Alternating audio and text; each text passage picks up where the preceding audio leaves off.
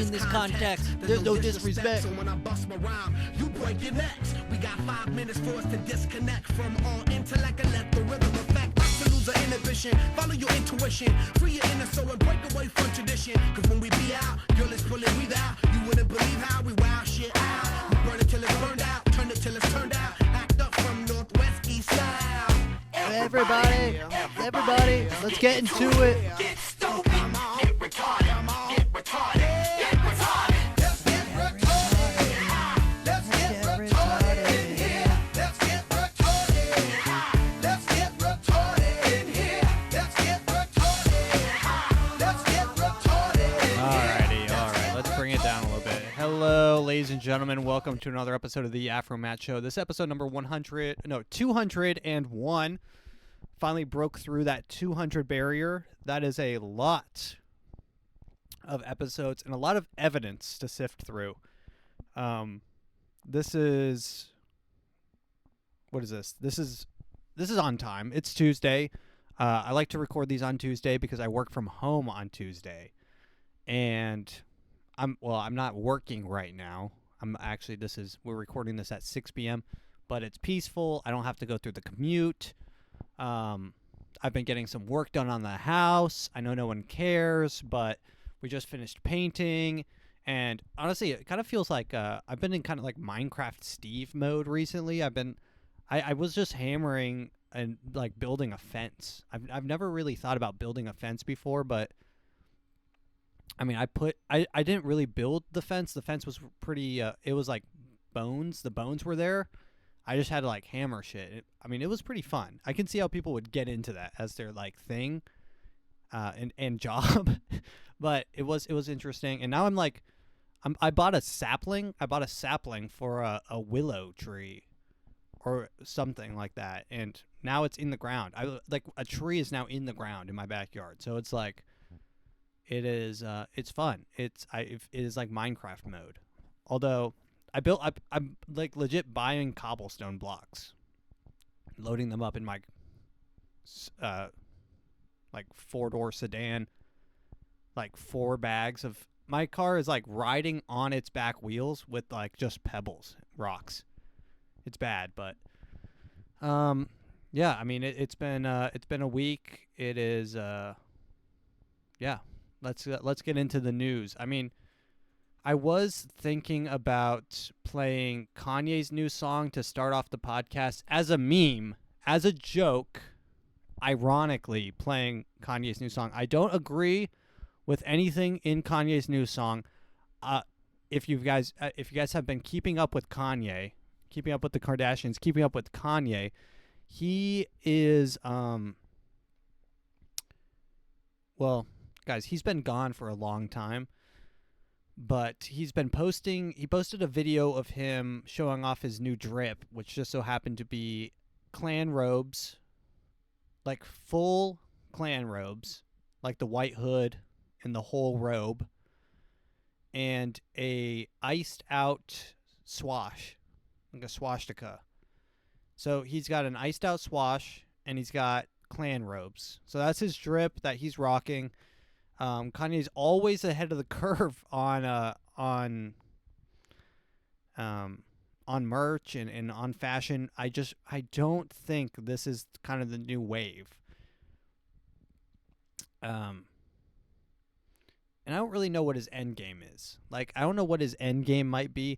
First off, I don't know who he got to jewel up that ice out that piece, because I mean, jewelry is pretty tough to. It's pretty tough to find a jeweler who would do that.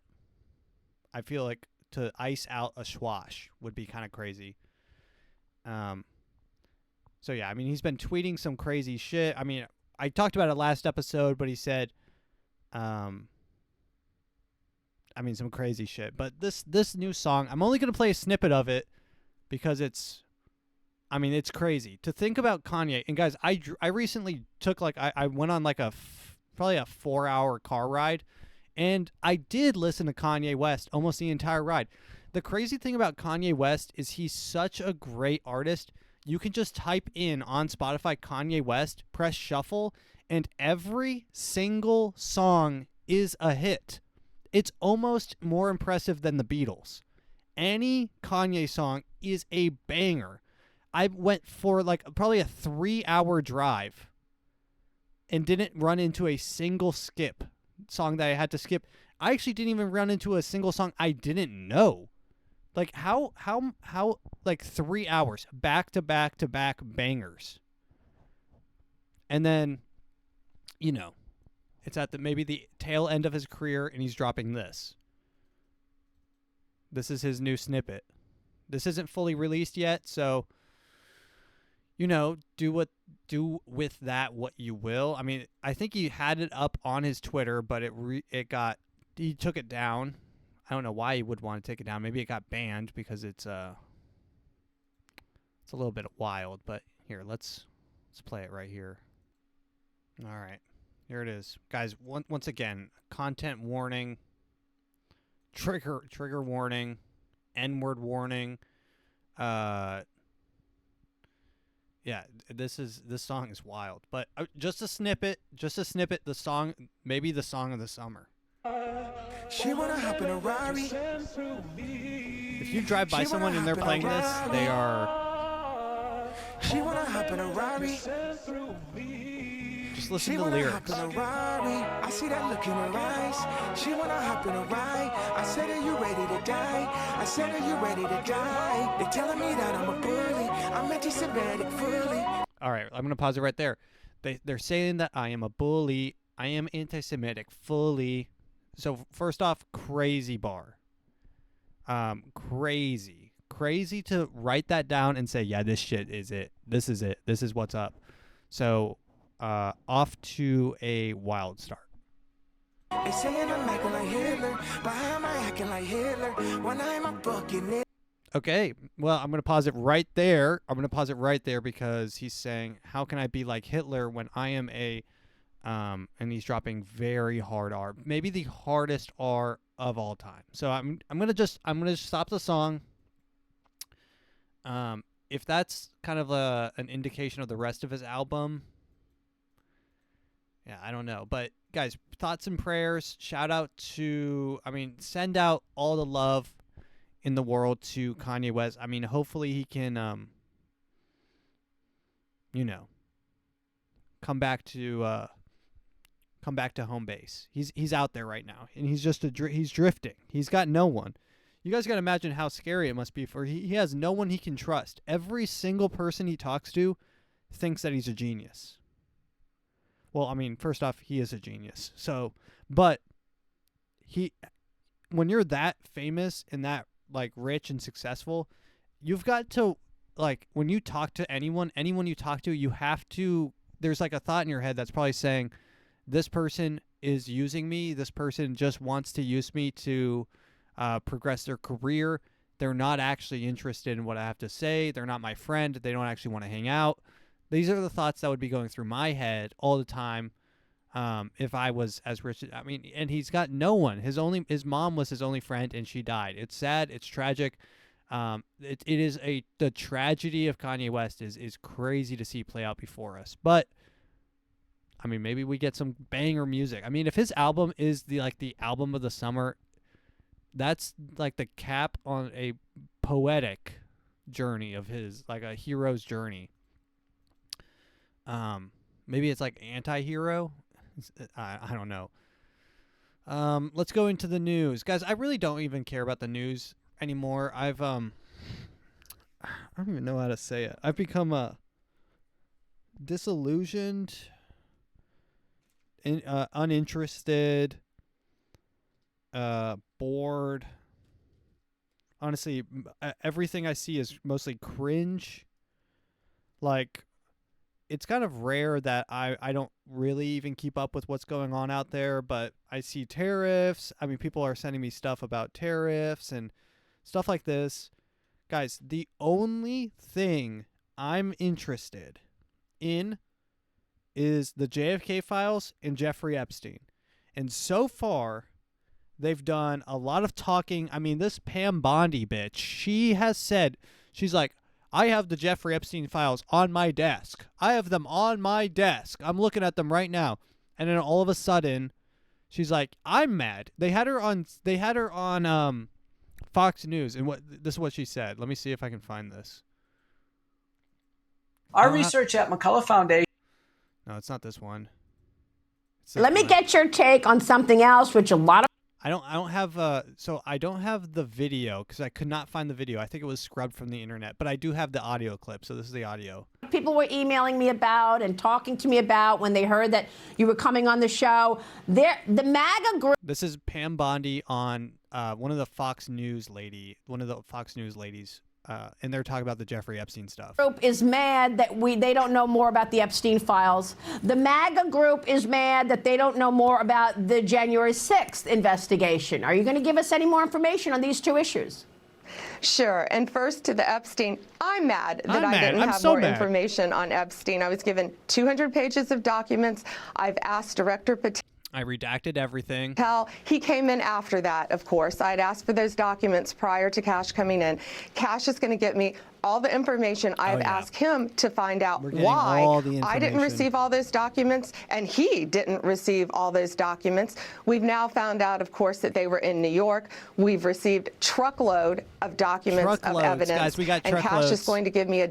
Guys, this just in, we have truckloads of information that we will never release. Isn't that crazy? This clip right now that's playing in your ears, they will never talk about this again. Pam Bondi, the AG, which I think is Attorney General, just said that they have truckloads of evidence on Jeffrey Epstein. And guys, we will receive zero of that truckload will make it to the public eye. Zero. Complete nothing. Deadline on when he can go through that to protect, of course, the victims of sex trafficking. Guys, we're protecting the victims. We're protecting the victims.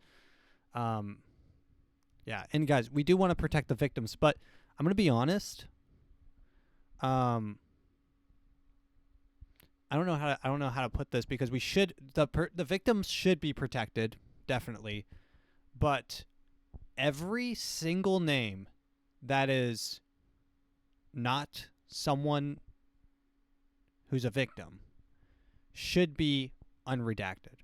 And if it's not, if we do get those truckloads that truckload of information that they have, right, Pam Bondi, and there's not a and it's completely, if there's pages of just black, I'm gonna be pissed, and I'm probably never gonna vote again.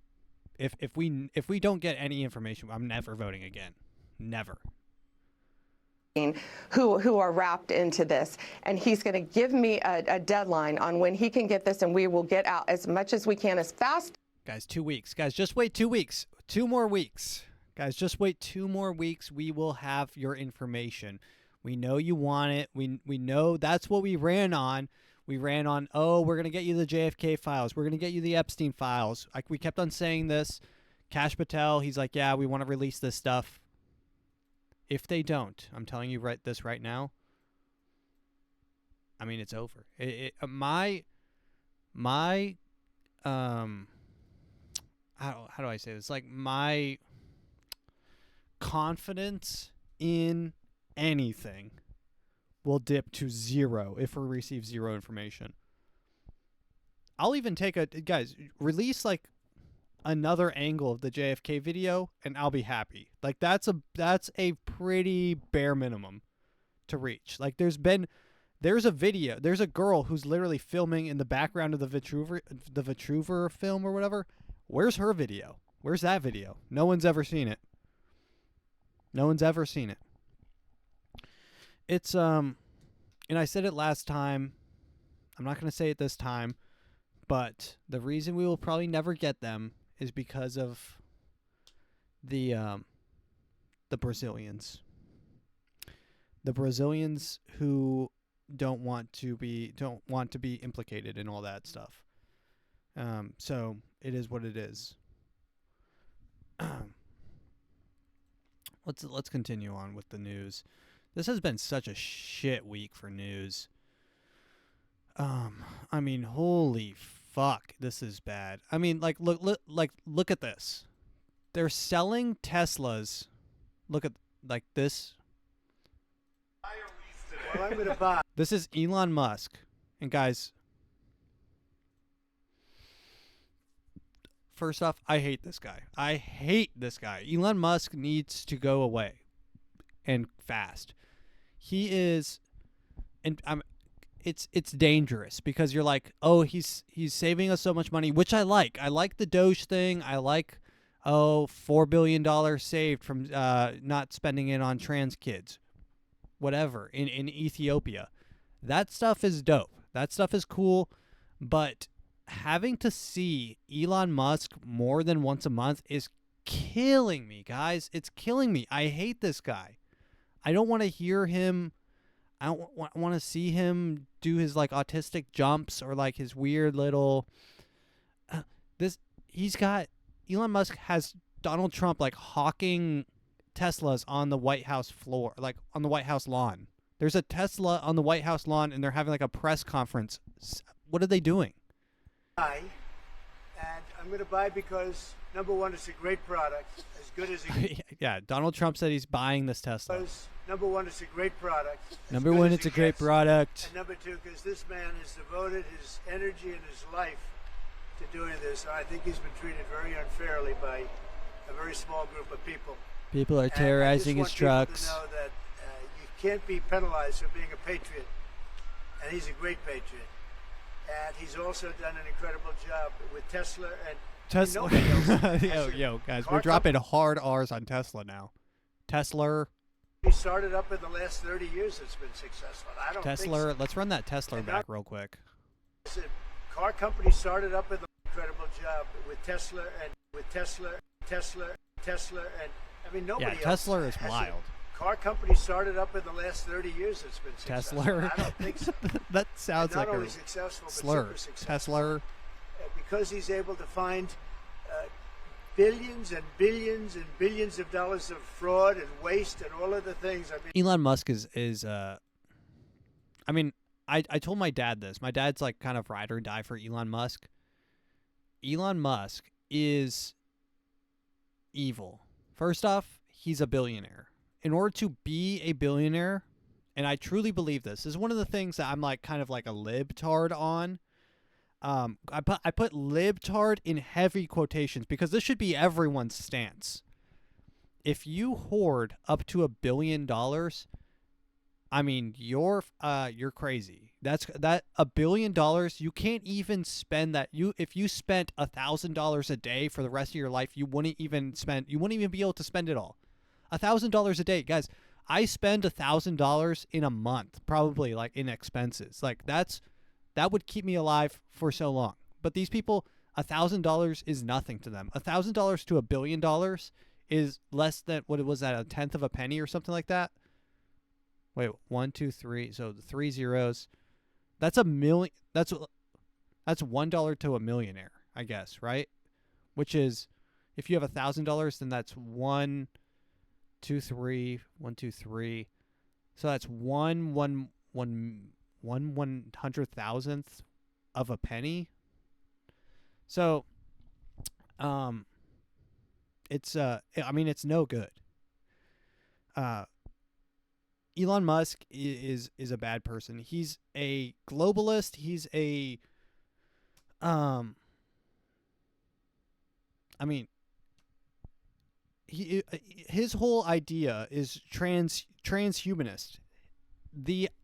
His end goal, you have to realize his end goal is to live forever. That's what these people's end goal is.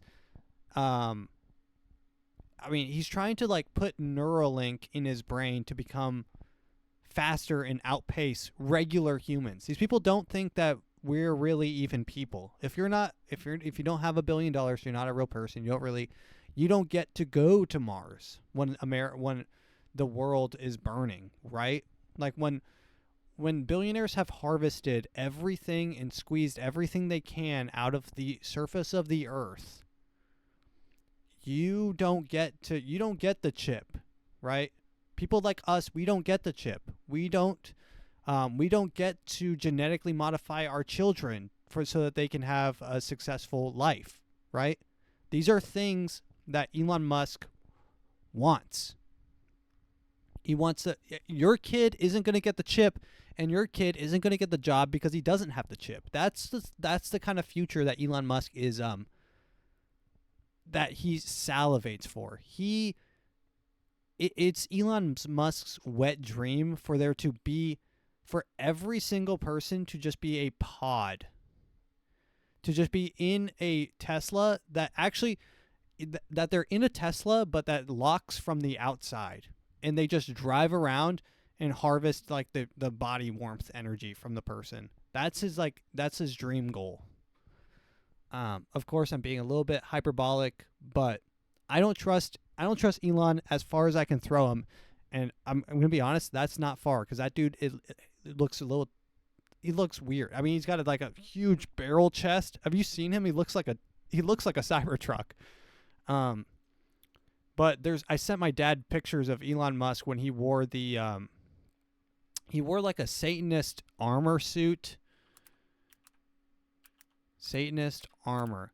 And all these people are from the it's called the PayPal Mafia. So if you don't know what the PayPal Satanist ASMR, no, Christ no.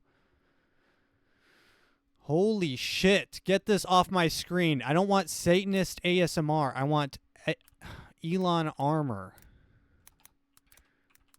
Oh my god, dude. How sick are people that they listen to Satanist ASMR? What could that possibly entail? Here's some pictures of him. This is him wearing his ball costume. It's a fully red suit of leather armor with Ball's face on it with an upside down cross. Would an awesome guy wear this? Would an awesome guy be just walking around in a full leather suit of Satan's armor? Is that something like a cool dude does? Like a normal guy? This guy's just looking out for the little man, right? This guy's looking out for the little man in a suit of Satan's armor at red carpet event. What red carpet event was this? Satan Con? Freemason Con?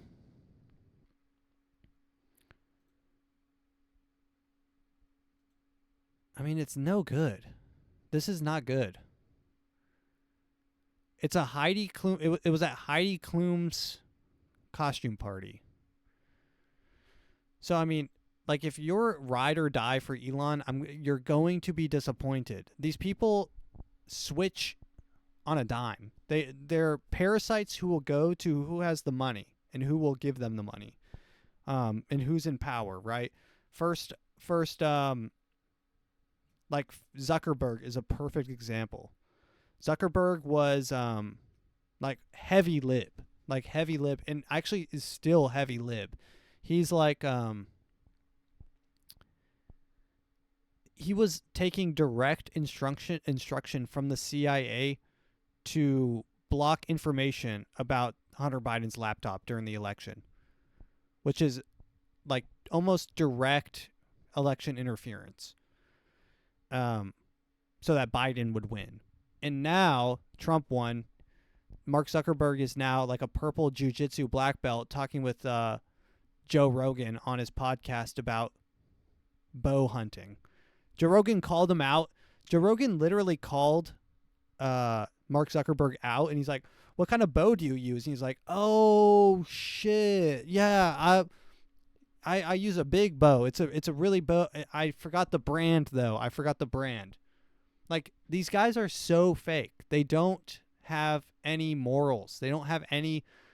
Lying to them is not even second nature. It is first nature. If you're a billionaire, your mode of operation, modus operandi, your MO is lying. You operate in lie mode 24/7. When you tell the truth, for a billionaire to tell the truth, it actually hurts them. Like a normal person telling a lie, you're like, maybe you feel a little bit of guilt. Maybe you feel a little bit of, like you want to tell them or whatever, or you're like, you have a guilty conscience. Billionaires operate the opposite. When they tell the truth, when they tell someone the truth, they actually start feeling guilty. They have like an honest conscience. Like it's bad for them. So if someone's guys, good rule of thumb, if someone's a billionaire, do not trust them. Don't trust them. The only way to get to have $1 billion is you've ran through every single person you've ran into and taken advantage of them. Mark Zuckerberg completely cut out his partner at Facebook. There's 1,000 others. Let's ask ChatGPT about the PayPal mafia. This will be a good learning segment because this is a news, educational, entertainment podcast, right? So let's ask ChatGPT. ChatGPT, let's type here. Ask ChatGPT, what is the PayPal mafia?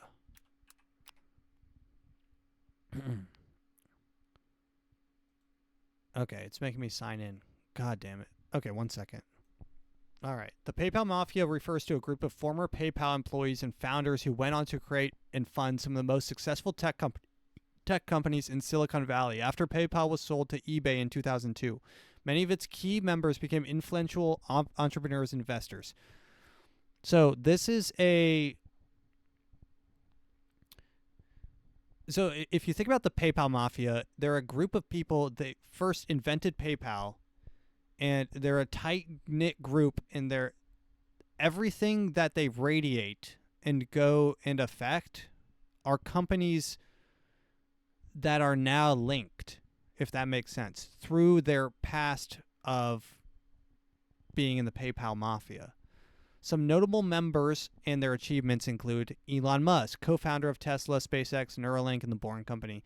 Peter Thiel. Guys, Peter Thiel, if you don't know, he's Palantir, co-founder of Palantir, and early investor of Facebook. Reid Hoffman, co-founder of LinkedIn. Max Levchin, a firm in Glow, founder of Yammer, Sequoia Capital. Steve Chen, Chad Hurley, and Jared Karim, co-founders of YouTube. The co-founders of Yelp. Let's see. That's all it says. It doesn't really have much. But the PayPal Mafia is, they've infected every single, from when they began in 2002, they've slowly, and I guarantee you it was probably some conversation in a room, scribbling on a whiteboard, 10-year, 5-year, 10-year, 20-year, 50-year plans for each of them and what they wanted to do and how they would help each other get there. This is what you do when you're in a business. They're all talking, they're all helping. It's a level beyond stuff that I don't even understand. It's like they want to control everything, right? That's what they want. I don't even know how to explain it further than that, but they have a thing. They have who was it that said something? There was a Larry Fink. Larry Fink said since he was a child that he had a demon named the Babadook or something like that. Let me see. Larry Fink demon. Oh, I found it. Okay. This is it wasn't Larry Fink. This is Les Wexner. Lex Wexner, if you know who he is, I guess Les Wexner. He is the Jeffrey Epstein's mentor, the guy who he gave a shitload of money to Jeffrey Epstein to manage or whatever. He also owns Victoria's Secret, which is probably a operation for funneling women towards trafficking. But all that aside, listen to this little snippet from an interview with our good friend Leslie Wexner. On the morning Leslie Wexner became a billionaire, he woke worried because this was not usual. He always wakes up worried because of his diebuck, his diebook, which pokes and prods him and gives him an itchiness of the soul that he calls schvickles, or pins in the Yiddish. Okay. Sometimes he runs away from it in the roads, on the roads of Columbus, or drives away from it in one of his Porsches, or flies from it in one of his planes. But then it is back, and his first coffee and his first meeting nudging at him.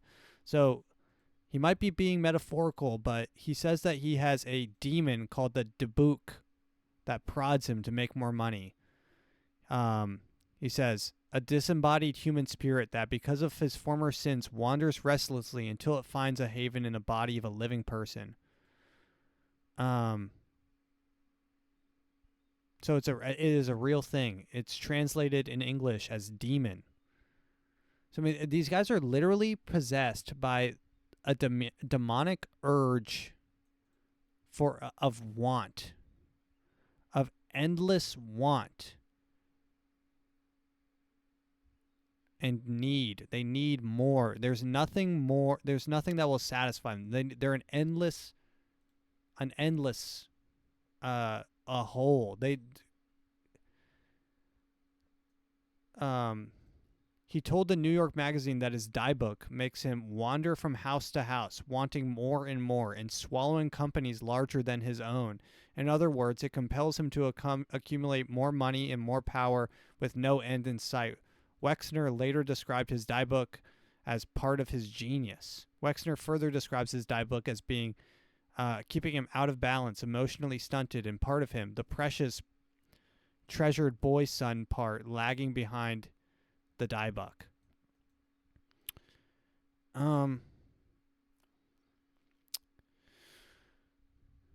Yeah, it's no good, guys. This is, I mean, it's not good. It's not good out there, but. I don't even know what I was talking about. I was just talking about Elon Musk and how I don't trust him. And if you do trust him, you're in for a bad time. I mean, he is truly, I mean, bad news.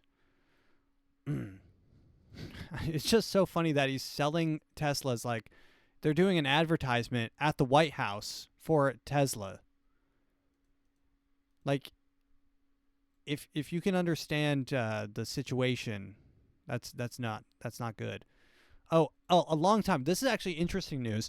A while back, and almost exactly 1,028 days back, there was this lady, this girl, who protested at, and I think I did cover this.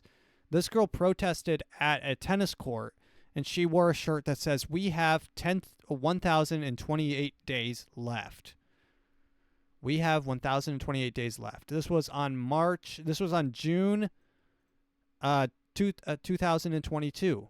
And actually, if you do the math, we will be coming up on this day from her shirt in 7 days. So 1 week from now, the podcast 1 week from now will be the 1,028th day that she said we have left. Now, no one knew what that shirt meant. No one really knows the meaning of it when it came.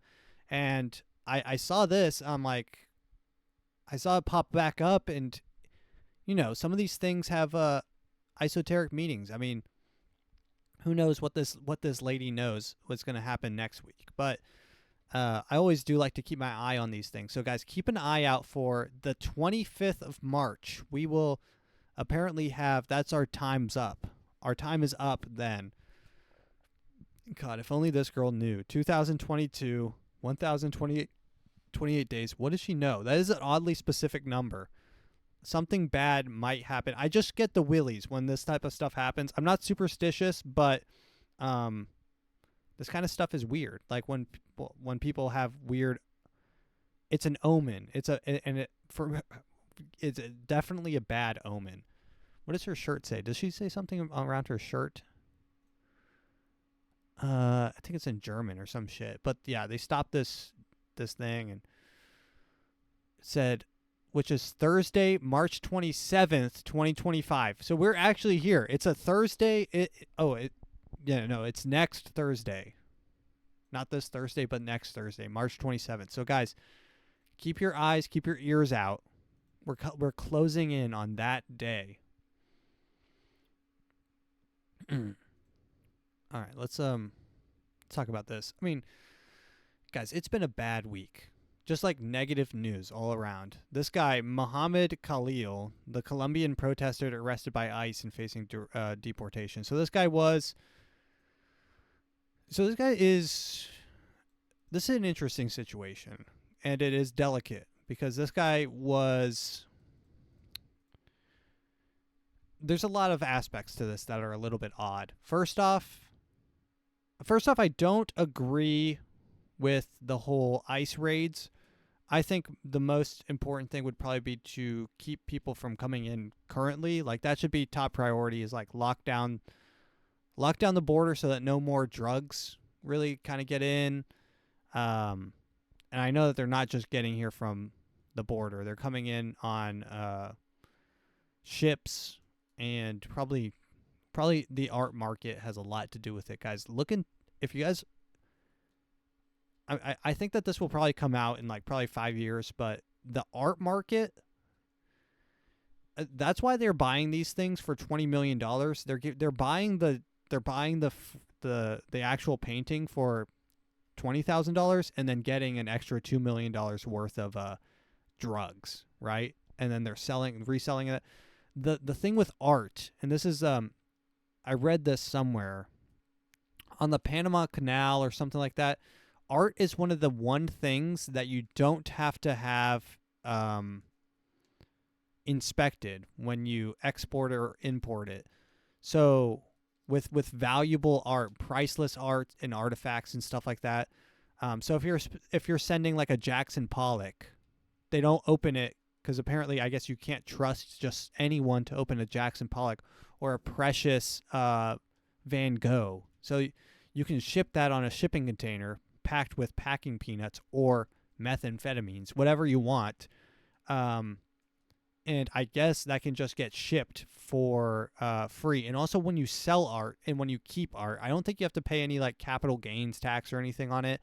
It is, the art market is, and I think that this is probably where, I think might be where it ends. This is like the very top is the art market, because all these freaks have some of the weirdest ass art in their houses, like James Alefantis and shit like that. All these people, and who's that one politician?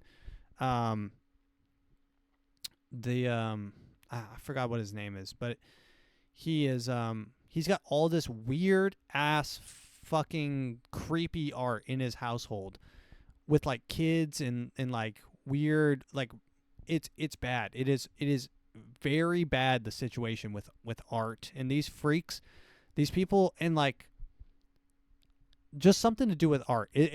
I get a bad vibe from art. Like the modern feeling of art. You've got like there's like a new maximum that these people are trying to reach with their art, with like Marina Abramovich and stuff, where it becomes bad, becomes very bad. And art is so unregulated, and it's such a subjective thing, and everyone knows art has been used for money laundering, but I think it's used for sex trafficking, human trafficking, drug trafficking. I think that art is everything. If you look into it, I think the high-end art market is everything. Not enough people. That's personally my theory on it. I think it's so high up that it's not even on anyone's radar. Like no one's even thinking about art. It's weird. You've got, I mean, it's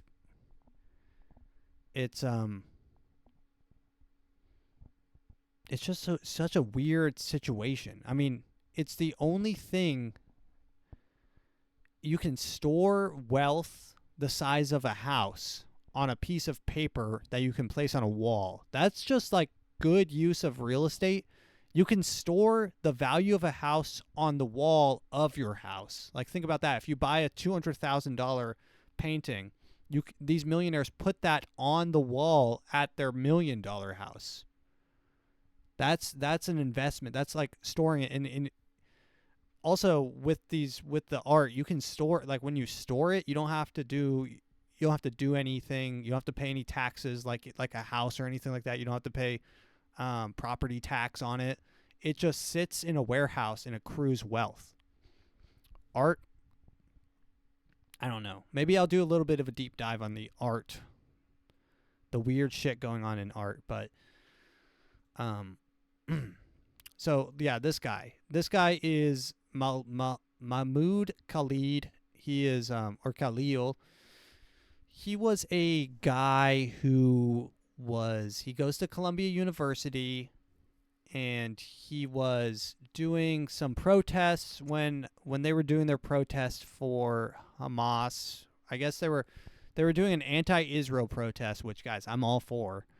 But apparently he was handing out some Hamas memorabilia or like pamphlets saying Hamas is awesome or something like that, which is a no-go. That's like handing out, Nazi memorabilia. That's like saying Hitler was cool, which is because, I mean, Hamas is recognized nationally as a terrorist group. So handing out like memorabilia and stuff like that, like, is no good. And also, this guy's 35 and he's in Columbia College, so some people think that he is a asset, like a Gazan asset, or like not necessarily a Gazan asset, but maybe like, I think they were saying MI6, something like that. So some people think he's MI6, which is like, I think, the Muslim version of the Mossad, which is the Jewish version of, or my bad, the Brazilian version of the CIA. It's their intel operation. So maybe he's like a undercover agent, and he's just getting shipped back. Like America, maybe we found out that he was an agent, and instead of taking him and like holding him hostage like a prisoner of war, we're just sending him back. Some people think that, and maybe all this story about him being at a protest is like just an excuse to send him back. I don't know. It's sad because, he had a family, he had a wife. I mean, he seemed pretty chill about it when they talked to him. Like when they talked to his wife, he told his wife before he got arrested, he's like, I just want to make sure you know your rights and stuff, which is probably what you would say, but it sounds like he knew he was kind of in the sights. I don't know. I'm not going to cast judgment. I don't like all these ICE raids. I mean, I don't love them, right? Like, I'm not like all for sending everyone back. If you're supporting a terrorist group is I mean, it's on the wild side. I mean, that's on the wild side of things to just do in general, is to hand out memorabilia. I think maybe the CIA wanted to recruit him. I mean, this is like the perfect guy that you recruit for the CIA. If you're the CIA, this is like your wet dream. You see this guy handing out memorabilia for a terrorist organization. You're thinking, this guy is perfect for some sort of like setup operation, like a Lee Harvey Oswald situation. If you want a prime, I mean, this guy's a prime piece of real estate if you're like that. So I mean, maybe he'll come back, and maybe we'll see him in the news as some MK Ultra freak, and he has his code word. We find him, he's just standing out in the middle of the street. Take me. Waiting to get arrested after murdering who God knows what he's going to be programmed to murder. I mean, they might not even be sending him back. They might just be taking him into a chamber and like flashing lights in front of his eyes with his eyes open, like what is that called? A Project Orange or whatever. What is that book called? The Orange. I have it on my shelf somewhere. What is that? a clockwork orange. Yeah, he has his eyes open like a clockwork orange, just strapped open. And then they're gonna have him do some sort of like mass shooting or something to get us into a war with Syria. He's gonna become it's all gonna come out. I mean, he might be an asset. This is some red flags. I mean, being in Columbia University, age 36. I think the average age there is probably like 19, probably 20. So I mean, and there's nothing wrong with being in college when you're 35, but I mean, this guy has like a full family. And he's just in college. He's like setting up organizing protests and stuff like that. It's just a little odd. Like after, like you would imagine at 35, you got your life kind of sorted out. I don't know where he's getting his money from. Also, that's kind of weird. So, I mean, I'm not going to say anything. But I mean, knock on wood that he doesn't do any sort of like, weird shit. Let's go on to this. I saw this recently. This popped up on March 4th, so it's a little bit late, but the government actually recently, and I didn't see this anywhere, the government recently paid out $2.5 million for COVID vaccine injury. 90% of the claims have been denied, but they paid $2.5 million to a person who developed thrombosis and, guys, this is a big word, thrombocytopenia syndrome, or TTS, condition most commonly linked to Johnson & Johnson and AstraZeneca shots, also reported with Pfizer and Moderna. While this case resulted in significant payout, most vaccine injury claims are rejected. I've heard this about the insurance companies. Insurance companies are now viewing you getting the vaccine. So guys, if you got the vax, first off, I'm sorry to hear, but second off, the insurance companies might be denying you for your claims just based off of the fact that you have the vax. So because they viewed it as a any vaccine that was an emergency. They have some like legalese down here or something. The case resulted in they have received 14,000 claims connected to COVID vaccines, but 98 have been denied. Of the 26 approved claims, less than $3,500, with nearly all payments under $13,000. So they're not paying out shit for these people. So the biggest one. So this is why this is news. This is the biggest payout for a vaccine injury of all time so far. As of yet, this is the biggest one. Experts say one of the biggest barriers to compensation is the Public Readiness and Emergency Preparedness Act, which protects pharmaceutical companies from liability for all injuries caused by medical countermeasures, including vaccines and treatments administered during a public health emergency. So, guys, let me read that again.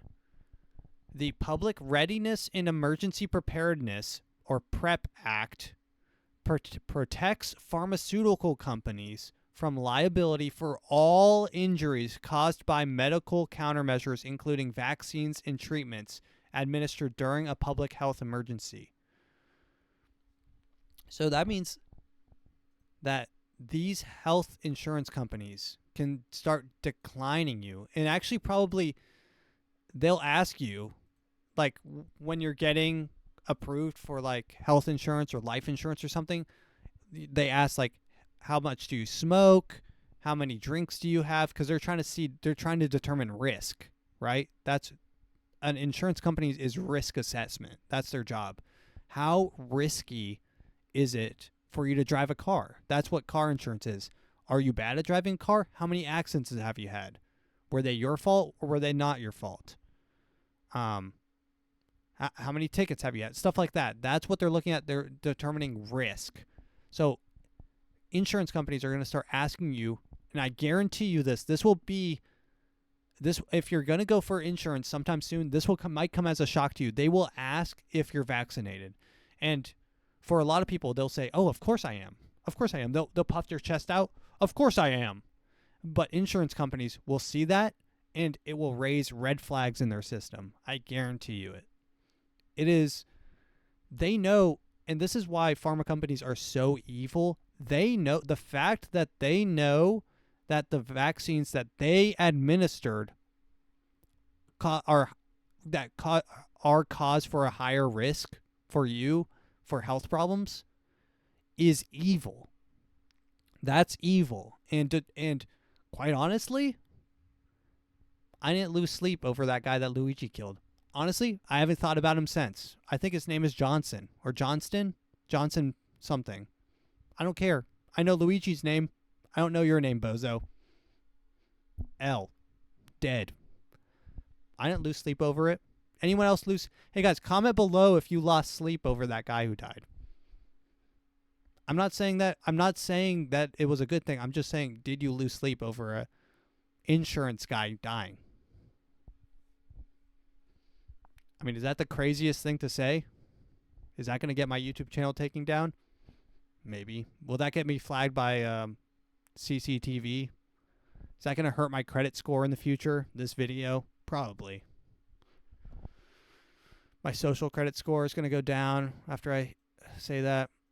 All I'm saying is I didn't lose sleep. I've been sleeping actually quite well. I have. All right, let's continue.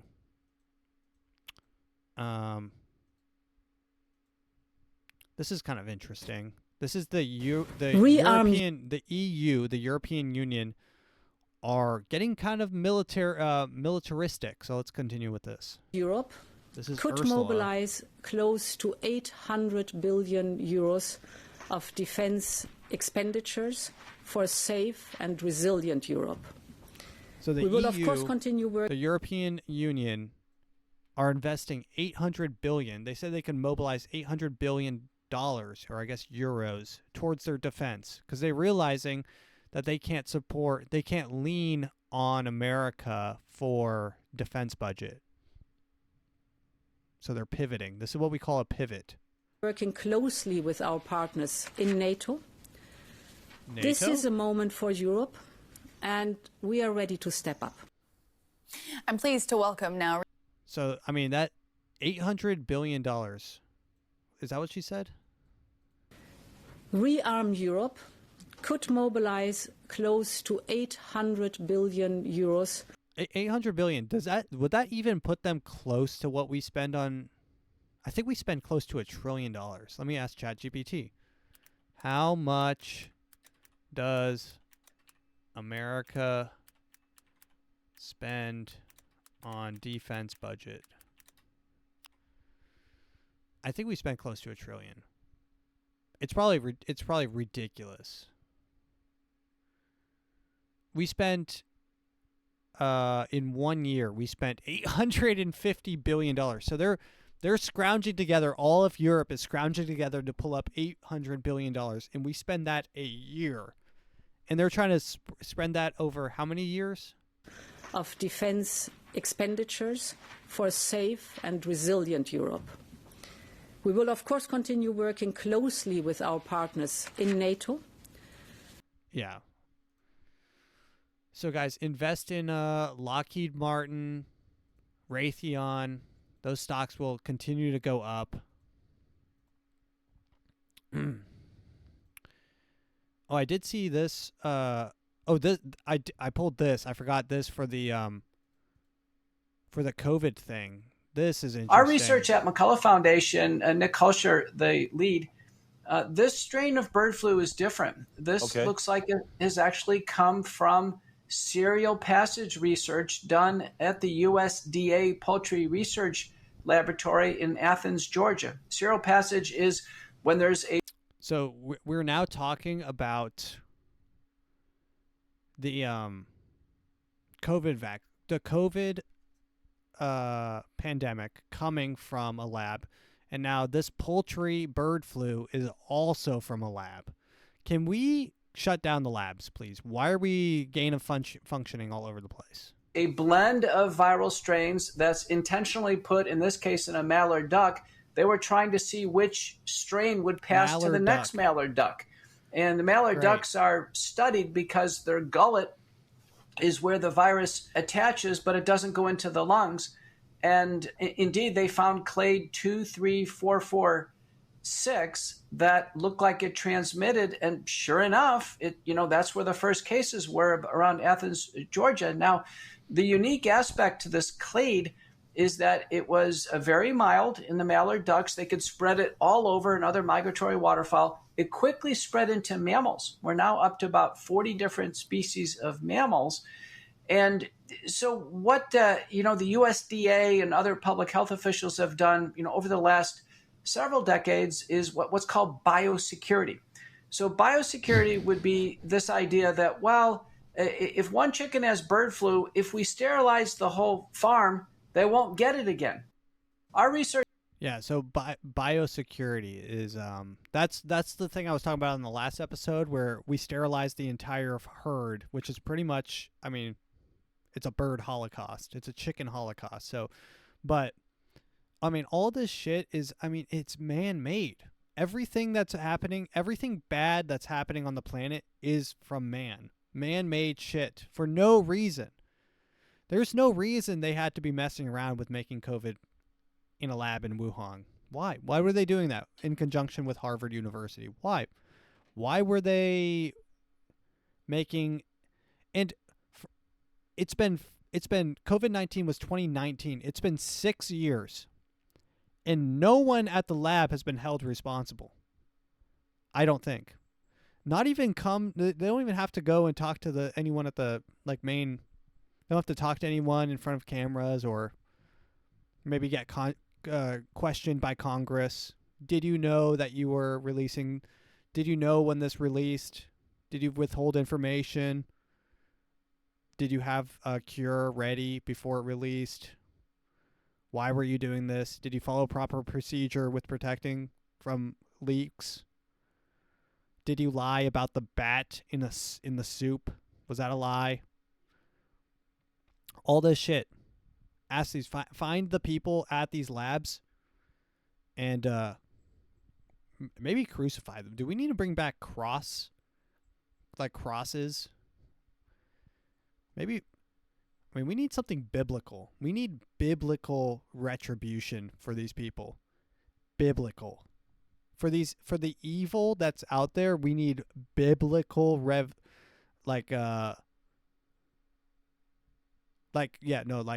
crosses.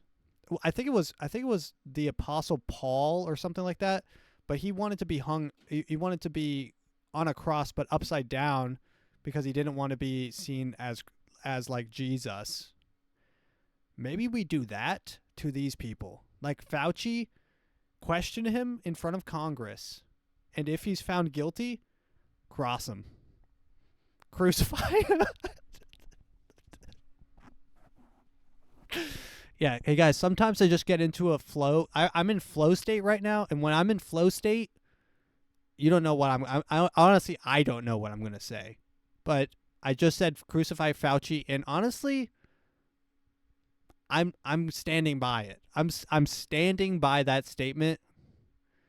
If he's guilty of all the things that if he's guilty of releasing the COVID and withholding information, releasing COVID vaccines that he knows don't work and that give you fucked up shit. If he's guilty of all that, which he probably is, we need to bring back old school crucifixions. Oh, man. All right, let's get on to TikTok time. Let's get on to some light subject matter. Let's look at this fatty. This is a fatty using her fat privileges. If you're fat, I would use this at Southwest. So if you're flying Southwest, you can just go up and ask to use a customer of size. Hi, how are you? I was wondering if I could use the customer of size policy today. Yeah, for myself. Yeah, sure. Just thought I'd ask if I could get it, policy. make it a little bit more comfortable. Oh, okay, perfect. So I think they give amazing. you 2 Thank seats. you so much. So they give you 2 seats if you're a customer of size. The customer of size policy should be to while they're in the air, they just they just strap you onto the back, or they load you in with the cargo. That's what I never understood about this. Why are you weighing my luggage if you're gonna let someone who's 390 pounds onto this plane? Why are you weighing my luggage? I guarantee you the 5 extra pounds that my luggage is over isn't what's gonna cause us to go over. The behemoth that you let on is. That's probably that's gonna set us over. I don't even know what it means. I don't even know how weight matters. How does weight matter? Why are you weighing my luggage at all? I'm gonna put my luggage. I'm gonna just do a check bag full of tungsten, the heaviest metal, just a heavy block of tungsten. I'm gonna throw that plane off balance. Is that how that works? Can a plane even go off balance? Like, if you put all the fats on one side, will it fly lopsided? Will it fly like... Will the guy have to get on the mic? This is your captain speaking. This is awkward. We have never had this happen before, but we're going to have to ask some people to move around. The seatbelt light is now off, and we would please ask for the fat people to distribute evenly among the cabin. Thank you very much. Like, with that, like, imagine that coming on the microphone. We are now slowly drifting in the east direction. We don't have the power to steer this back on track, so we're gonna have to ask all the fat people to get into the back so we can get a little bit more lift on this thing. You know, like just what is Southwest? Southwest needs to get their shit together. I heard that Southwest actually also just got rid of their check bag policy. I mean, Southwest, if you better be careful. Hi, how are you? I was wondering if I could use the customer of size policy. Customer of size policy. Guys, if I asked to do the customer of size policy, they'd bag me up and put me in the overhead. I'm pretty small. They'd fold me up and put me in the overhead to make room for a fat. Customer of size policy should never be a thing. You should have to pay for a bigger seat, not just be given an extra seat. Customer of size policy. God damn. I don't even fly that much, but customer of size pisses me off. Let's see, what is this? Oh, this is another plane situation. This is this is turbulence. So this plane, I think this plane was in India. This is from the footage of the inside. Had to turn around because of a clogged toilet. And it was so stinky that everyone had to leave. And they're all yelling at everyone. Everyone's yelling. And everyone's obviously Indian because it's in India. I love the scary music. Like, this is terrifying. Oh shit, my phone's going off. This is terrifying. Imagine being on a plane. It's just a video of a person on a plane full of Indian people, and it's scary music. All right, let's continue on with another one. What's this one? God, some of these videos don't want to load for me.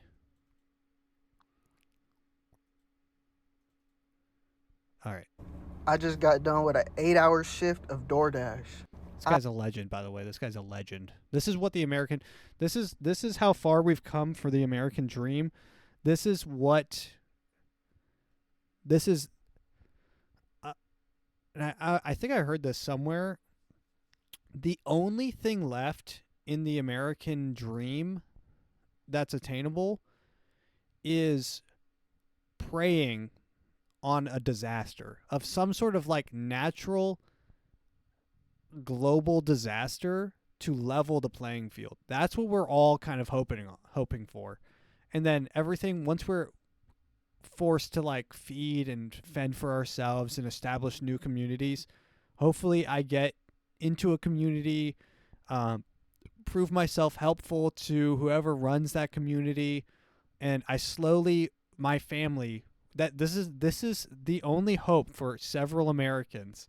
Your only hope is that there's an apocalyptic catastrophe on the planet Earth, and you prove yourself worthy enough for your family to be fed by whatever Duke or Earl or whatever becomes the next little in the little towns once the internet's down and everything like that. And then you ride on the horse and you protect him or whatever. That's your only hope. And then that way your family, that's you preparing your family for the future, for generations down the road. But that's my 100-year plan is catastrophe. But while you're waiting, you can be like this man. 8-hour shift of DoorDash. I only made $113. So I'm about to put $13 in my gas tank and bet the other 100 at the casino. Let's try to double it. Bro, Legend. I turned the 50 to the 100 and the 100 to 200. Then I messed around and lost it all.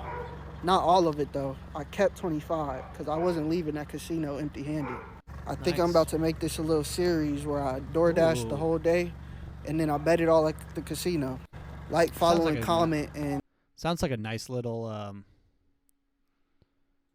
series, little TikTok series. And then I bet it all at the casino. Like, follow, and comment, and tell me the next casino game you want me to play. So yeah, that's the American dream, is working all day in the hopes that you can gamble it and double it, because that's the only way to stay alive. All right, let's watch. We got time for like probably 3 more. Let's do 3 more. What's this one? Biggest mysteries. The Bureau says it has found 2,400 new records related to the assassination of President John. Oh, interesting. We found 200. How many new documents are they not going to release for the JFK files? It says it has found 2,400 new records related. 2,400 new records. Great. That we'll never see. Related to the assassination of President John F. Kennedy. This discovery comes as federal agencies work to comply with President Trump's executive order to release thousands of classified files. The documents are now making their way to the National Archives for the declassification process. All of a sudden, we have 2,400 more. So we're they're doing the strategy that they're doing right now is to flood us. They're trying to flood them with information so they'll never release it. You know how long it takes to go through 2,400 documents? 2,400 documents. That's like probably 15 Dostoevsky books back to back to back to back to back. In just words alone. And plus all those words are probably in like legalese, so you have to like actually read it and you have to like know what you're reading. Like, we're never seeing that shit. And then the second they get close to releasing something, they're going to get another 3,500. They're like, we could do this all day long. We have paper for days. Some of the pages are just going to be completely black, but you still have to go over them. It still takes time to turn the page. Like, that time to turn the page and read the next one is what they're counting on. We're so cooked. All right, let's watch this one. All right, this is the last one. Second to last one then. This is a video that went viral on Twitter. It has 5 million interactions. It's just goofy. On strike!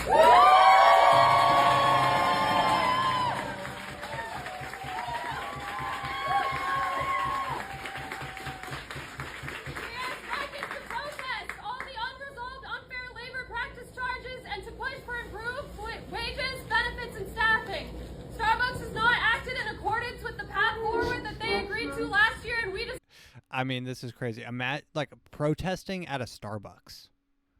Like doing a staged walkout at a Starbucks. Serve a fair back.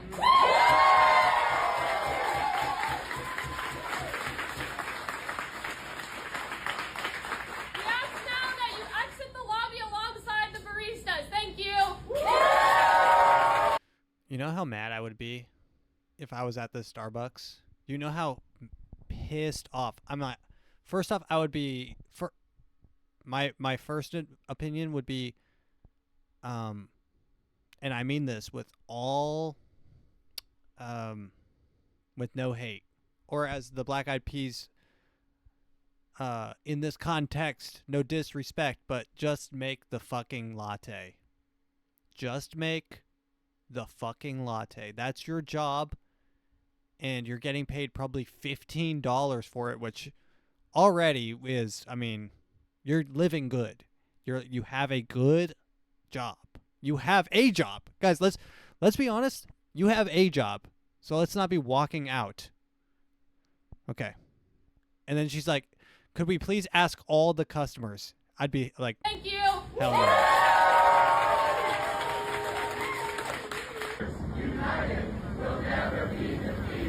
United, we will never be defeated. This, guys, united. The workers, united, will never be defeated. And I know, you know, strikes all have their place. They all do their little things, and I guess it's important for stuff, but I mean, you're in a Starbucks. Your job is to squirt juices into a coffee and pour milk on top of it. You're not a dock worker. You're not a dock worker. You're not a longshoreman, right? You're not a trucker. You're not picking up trash. You're not doing important things. You're making a latte. And once again, in this context, no disrespect, but make the latte. And honestly, I do want whipped cream. And if you can't do that, and yes, I'm not going to tip you. When you turn the thing over, I'm not going to tip you because you're a barista. If I have to come to you, no tip. If you come to me, tip. That's the rules. I'm sorry. But we'll play one last TikTok. This is a video of a direct weapon. This is a direct energy weapon, a super subsonic weapon used to disperse a crowd in the Belgrade in Serbia. So this is a visual and auditory evidence of a subsonic weapon being used. Now, this used to be conspiracy theory mumbo jumbo, but this is an actual subsonic weapon being used to disperse a crowd effectively. Yeah, I'll just play it.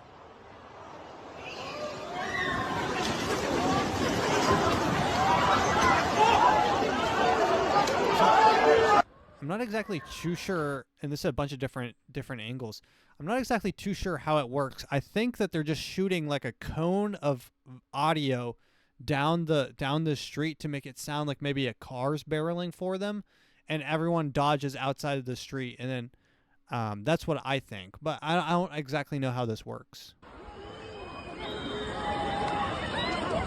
Or maybe the second thing is maybe they just shot the cone and it just hurt everyone's ears and head, and that's what made them part the Red Sea on the street. But either way, they cleared out the whole street using no weapons except for vibrations, audio.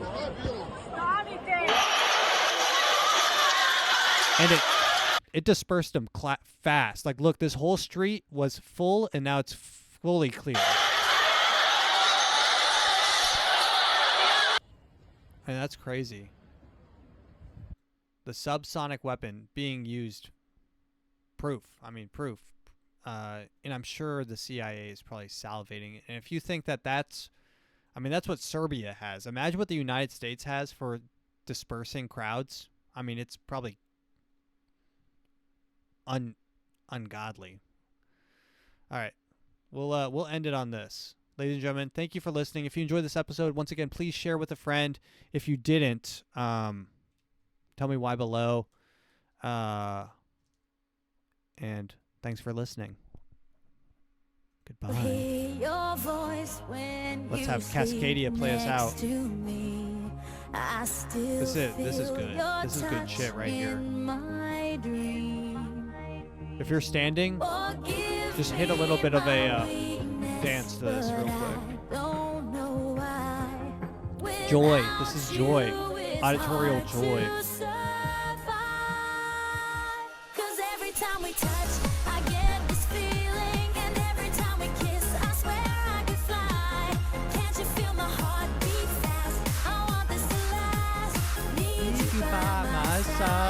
Every time we touch, I feel ecstatic, and every time we kiss, I reach for the sky. Can't you hear my heartbeat? So I can't let you go.